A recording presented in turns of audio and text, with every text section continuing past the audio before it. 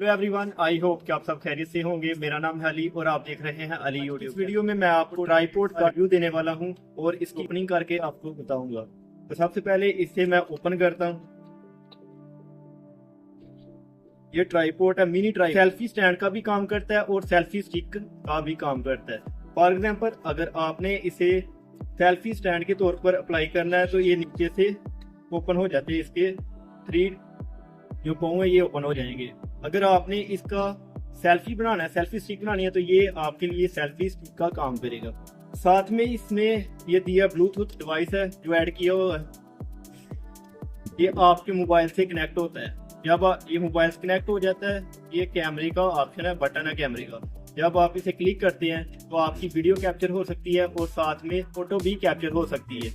तो इसकी जो लेंथ दी है उन्होंने वो है 280 mm इसकी लेंथ है।